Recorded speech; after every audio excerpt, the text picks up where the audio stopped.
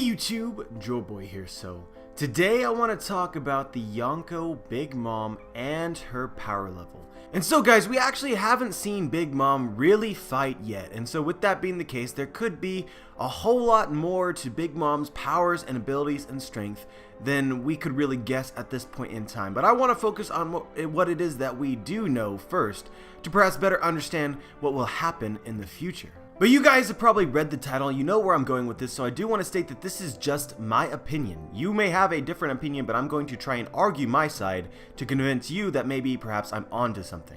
And so guys, without further ado, let's get into this video, and the first thing that I want to bring to your attention again is the parallels that we can see between pre-time skip One Piece and post-time skip One Piece. If you are unfamiliar with what this is, I suggest that you look into theories basically stating that One Piece is repeating itself. Essentially that Oda is taking inspiration from One Piece before the time skip and using it in a clever and interesting way post-time skip so that we can draw similarities between the two halves of the story. And so guys, the reason for me bringing this up again is because I believe that Big Mom's character is actually paralleled with another character from before the time skip, and this character is Gecko Moriah. People have already noticed the similarities between Thriller Bark and Whole Cake Island, and the most major of these is the fact that both of these islands have things alive running around that should not be alive. But even in a more general terms, both arcs seem to have just a nightmare type of feel, like you're living in an alternate universe where everything is not how it should be. But the reason that this is the case, and the reason that they are similar, is because Gecko Moriah's Devil Fruit and Big Mom's Devil Fruit are ridiculously similar. Moria has a Paramecia type Devil Fruit which allows him to remove shadows from people and then give them to zombies. Big Mom, on the other hand, seems to also have a Paramecia type Devil Fruit which allows her to remove the souls and or lifespan from people, and then she gives them to inanimate objects, animals, and plants. Another interesting similarity is that Moria actually used his Shadow Fruit to manipulate his own shadow, which did things for him. Specifically, it defended him. While Big Mom at the same time does something similar. She can actually use her own soul to do things for her as well. But the similarities are not just limited to their devil fruits. We'll start off with a random one, which is that both Gecko Moria and Big Mom seem to have abandoned life at sea. Now, this isn't entirely obvious when looking at Gecko Moria because he is actually on a ship, but his ship is the largest ship in the world. And it's a ship that has remained stationary for years, and it could almost be mistaken as an island. While Big Mom doesn't really seem to be traveling by ship anymore because she takes residence on an actual island. And even looking into their personalities, they also have a lot of similarities. Gecko Moria delegated all responsibilities to his crew. He relied heavily on his crew, while Big Mom seems to do much the same. And both seem focused on improving the strength of their crew more than anything else. Moria wanted to create the strongest and most unstoppable zombie, while Big Mom wants to create the largest family, as well as make connections with other entities and pirates to further strengthen her pirate crew. Both seem to have a similar template on how to become the Pirate King, improve the strength of the crew but not the individual. I do not think that Big Mom, and it's definitely true of Moria, are focused on their actual strength. And it's also worth noting that both Big Mom and Moria are tenured pirates. They've been around for a long time. They are veterans. And while this may be true for many other Shishibukai and Yonko, in the case of Moria, this was explicitly pointed out to us, which is unusual. And the same is true of Big Mom. And so guys, the reason why I spent so long to really intimate to you the similarities between these two characters is that I believe that Big Mom is the Gecko Moria of the Yonko. It's implied that Gecko Moria essentially lost his touch because he hadn't practiced, in a sense, and gotten stronger individually. This was ultimately the reason why he lost. I think Big Mom might be the same.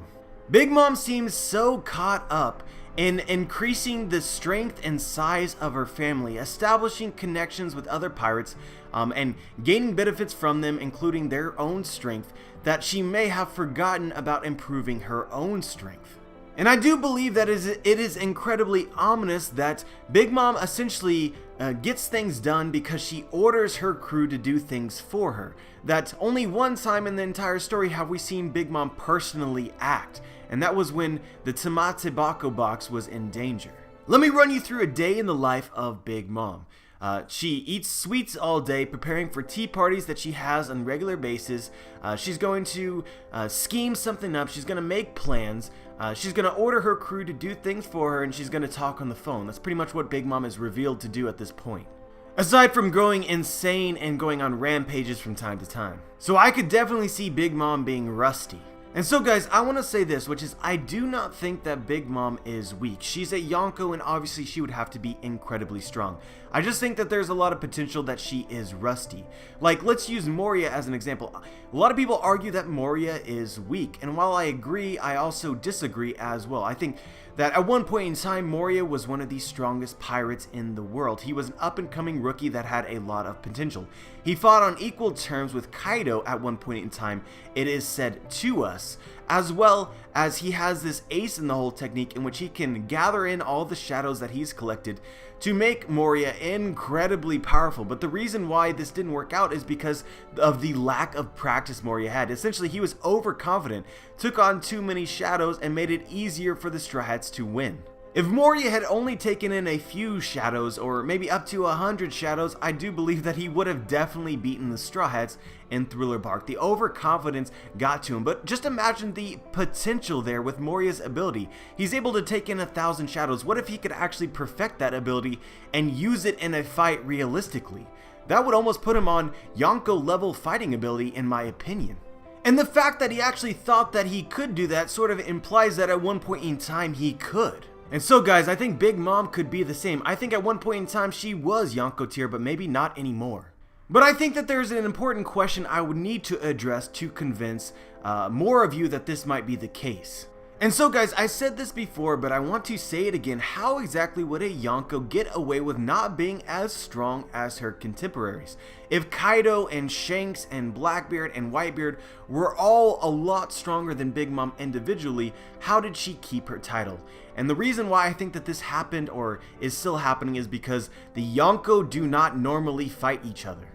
This is pretty much revealed to us based on the world governments and the Marines' reaction to Whitebeard and Shanks beating each other. And it's also possible that Big Mom is protected by her strong crew as well as her reputation. If Big Mom was at one point like incredibly strong, overpowered in a sense, then I think that it's not likely for people to realize that she may be not as strong as she once was. And therefore, no one who actually stands a chance of beating her and her crew will attempt to test her. And so another thing that I want to talk about is, why has Big Mom not defeated Brook yet? Now, I do not think Brook is going to beat Big Mom. If that were to be the case, then I would kind of lose my mind. But I think that she's capable of beating Brook, but why is it taking her so damn long? Now guys, Big Mom is probably holding back, but at the same time, given my understanding of how strong the Yonkos should be, I feel as though one punch would be enough for someone like Big Mom to take out Brook. Brook is not on that Luffy tier.